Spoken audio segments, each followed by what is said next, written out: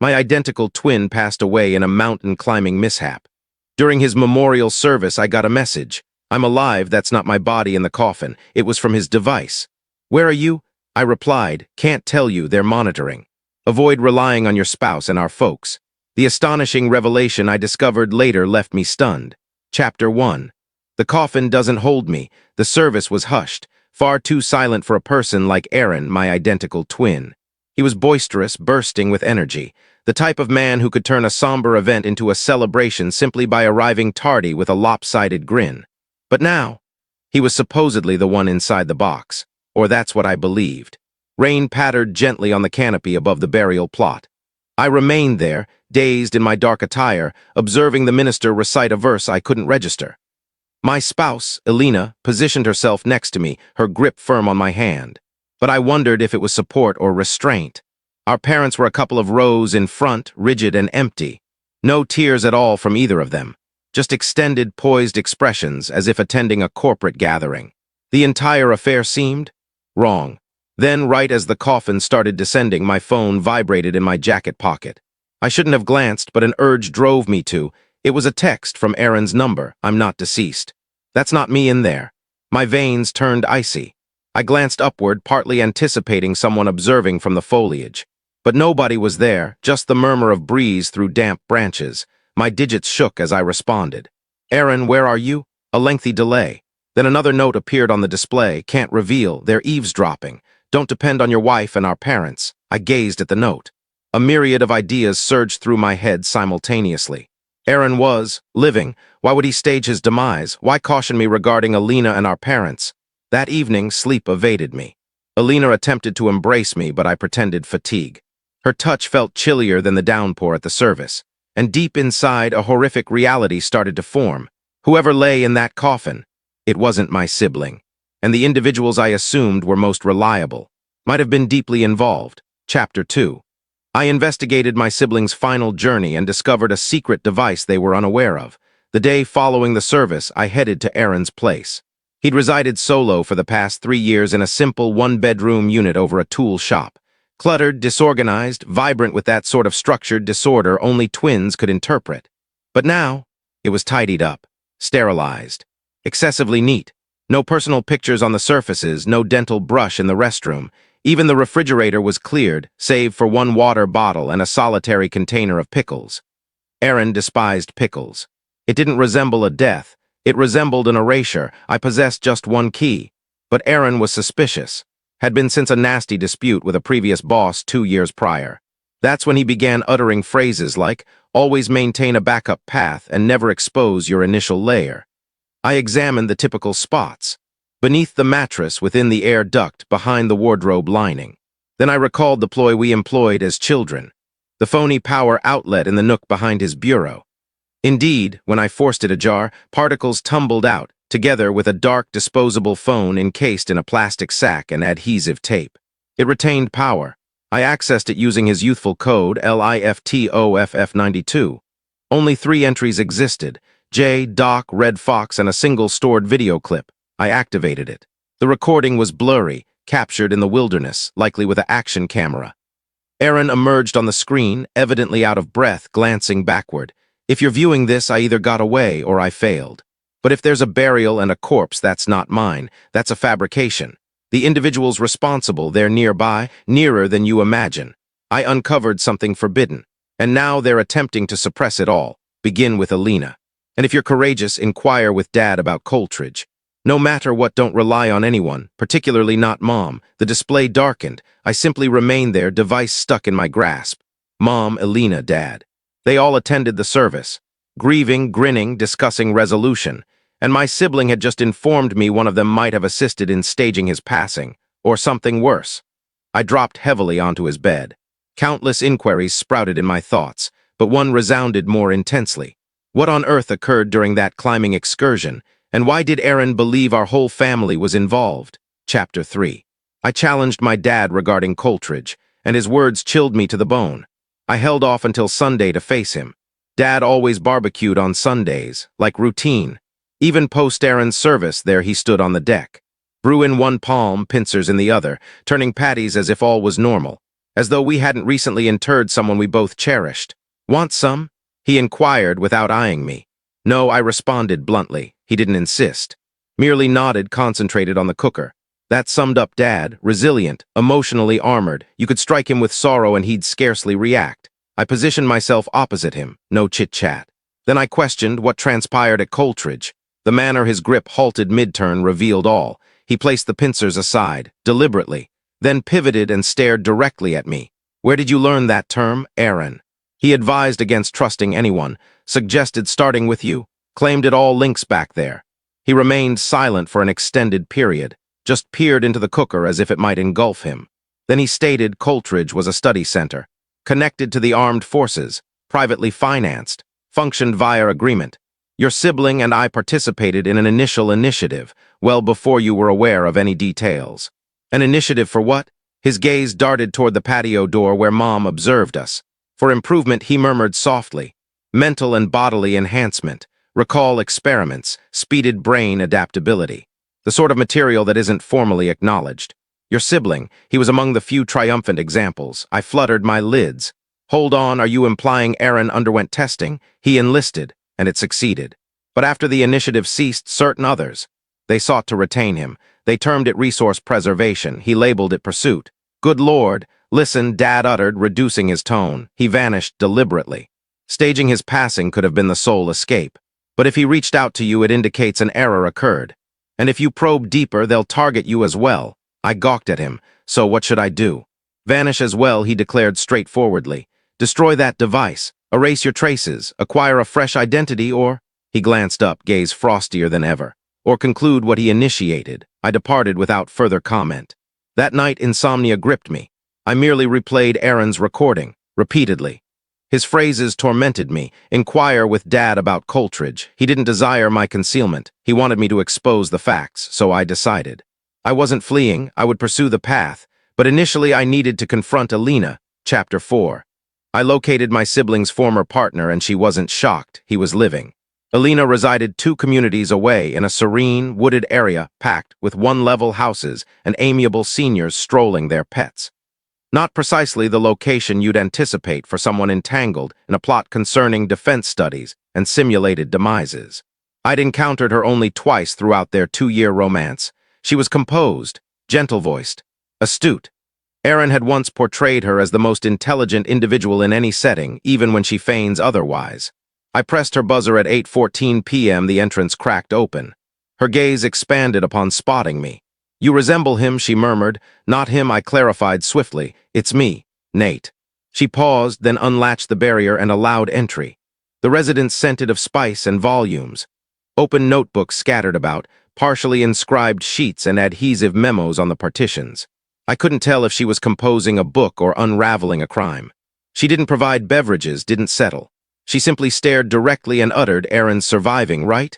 I didn't reply. No need. I sensed it, she whispered, more inwardly than to me. I warned him he'd never manage to remain deceased. "Alina, I require you to share what you understand about Coultridge, about the initiative, about why he fled." She breathed out gradually, then approached a secured compartment in her cooking area and extracted a dossier.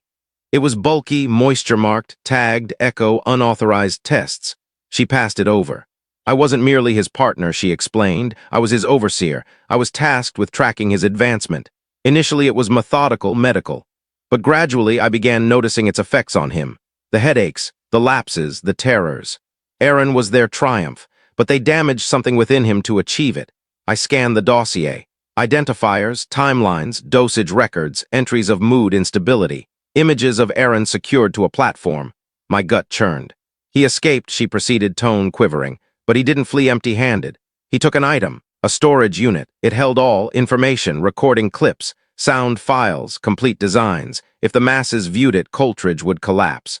So would all participants. Your folks, too. That struck hard. My parents." She affirmed with a nod. "Your mom wasn't simply a caregiver. She was a key medical director. Your dad, operations and procurement. They concealed it, but Aaron learned. That's why he alerted you against trusting them." I collapsed firmly onto the sofa. The ground seemed to slant under me. "Where is he currently?" I queried. Alina wavered, then retrieved another device, pressed some keys, and displayed a chart. A crimson marker pulsed in a wooded zone distant from the area. I haven't communicated with him for months. But if he's contacting once more, it signifies he requires assistance. And if you pursue him, Nate. She regarded me sternly. You'd best prepare for a decision, because once you enter that realm, return is impossible. Chapter 5.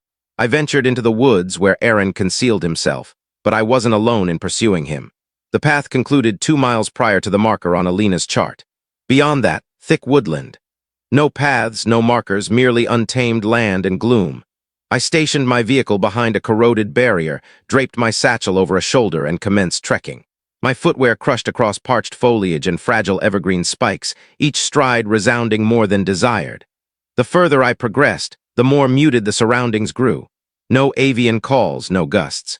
Just the burden of my destination. After 60 minutes, I located it. A tiny hut, partially shrouded in greenery and undergrowth, nestled in a glade. It appeared deserted, eroded by elements, tilted. But I knew otherwise. I neared cautiously, my respiration constrained in my chest. Aaron, I summoned, no response. Aaron, it's Nate, I know you're surviving. I received your note. I conversed with Alina, still quiet. Then, squeak. The entrance parted slightly, and there he appeared.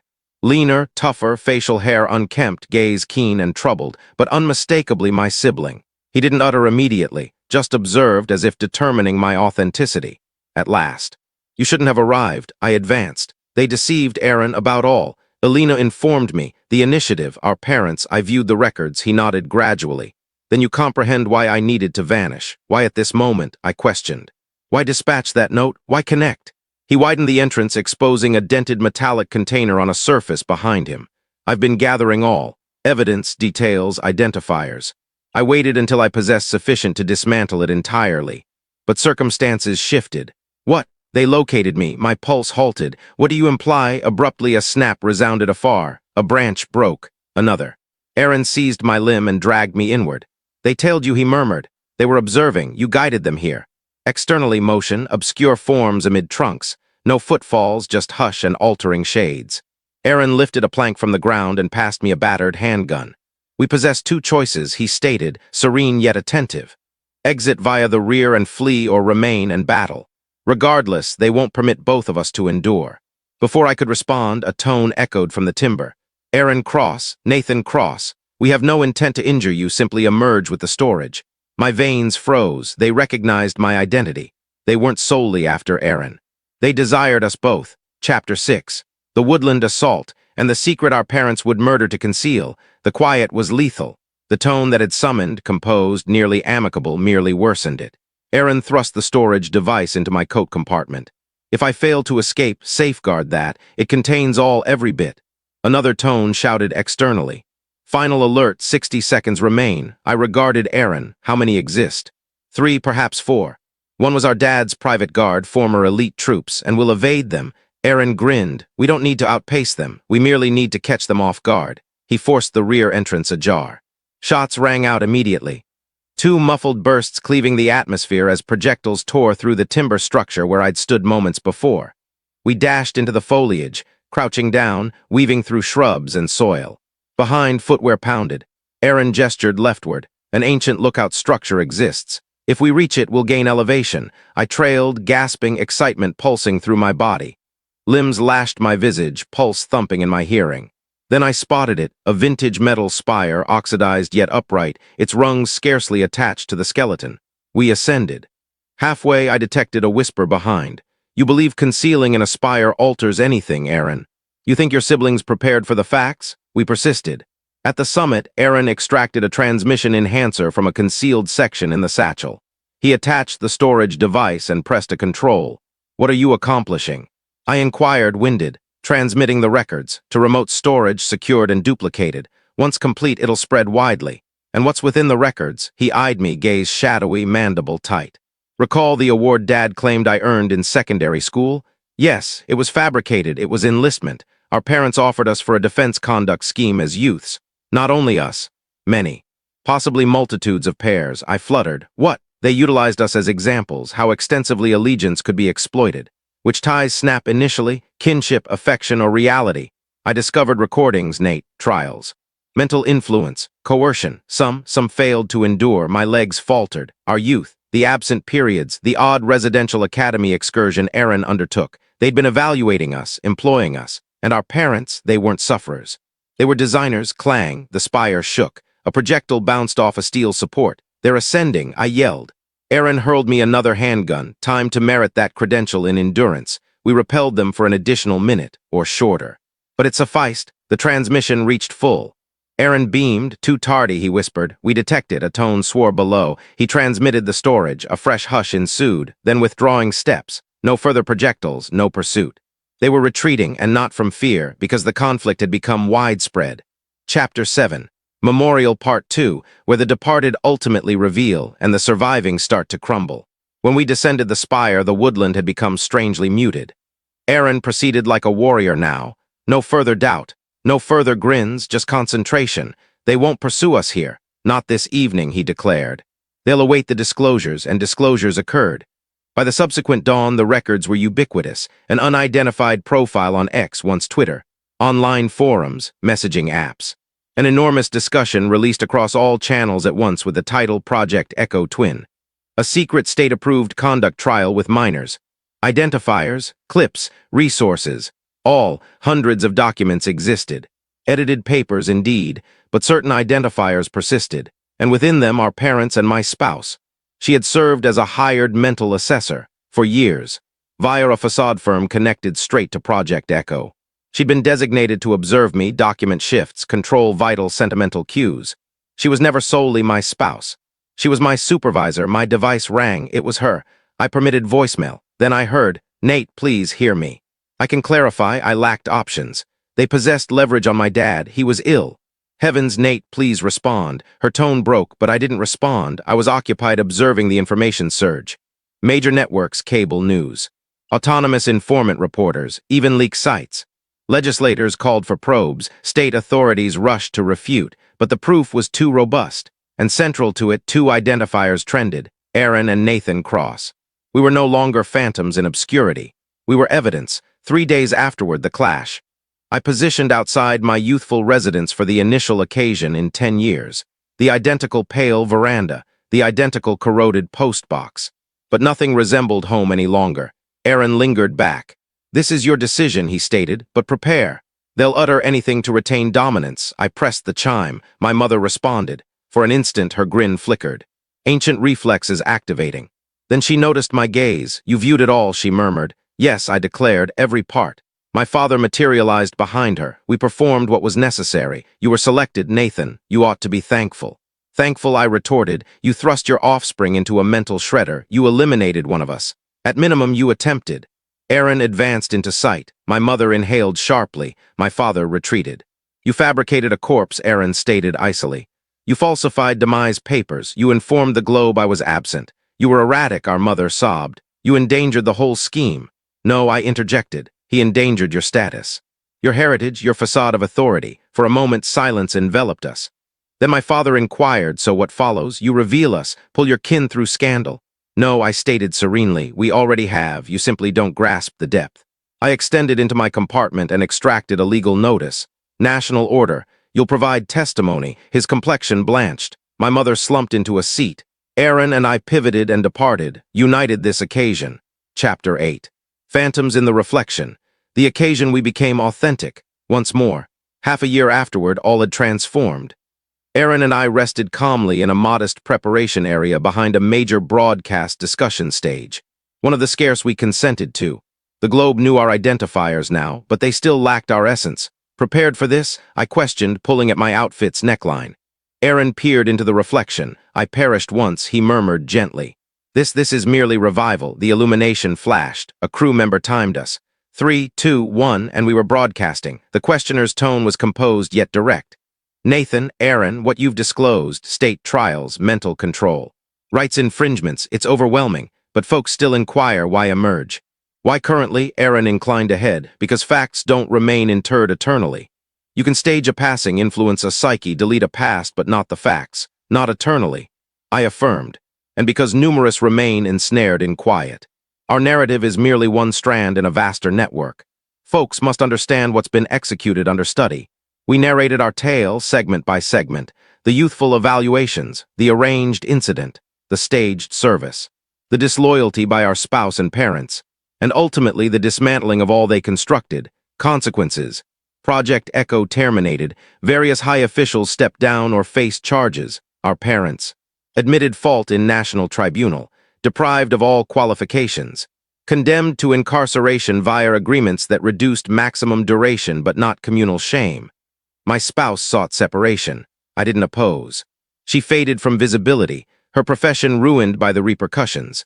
Last report, she altered her identifier and relocated nationwide. As for Madison, my offspring, I dispatched a lone correspondence. I revealed the facts. All. Her response was 3 sentences. I don't comprehend reality anymore, but I trust you. I merely wish I'd earlier, 1 year afterward. Aaron resides in the Peaks now, in a serene lodge distant from monitoring and clamor. He avoids discussions now, but we converse regularly. Genuine dialogues, no concealments between us presently. I launched an organization, one that aids informants, recovery sufferers, and those abandoned by structures like ours. Occasionally, I pass a reflection and nearly fail to identify the individual staring. But then I recollect. That individual endured. He didn't merely emerge from the tomb they forced him into. He constructed superior atop it. Not for vengeance, but for facts. And facts, it always returns from the deceased. Was this retribution entirely warranted? Share what you'd have done in the replies below. Enjoy the tale, pass it to someone needing this vibe. And join Lauren's story for additional stunning accounts of disloyalty and fairness. Because here, every deception meets its consequence, and every disloyalty encounters its echo. Remain alert, remain resilient, and remain engaged.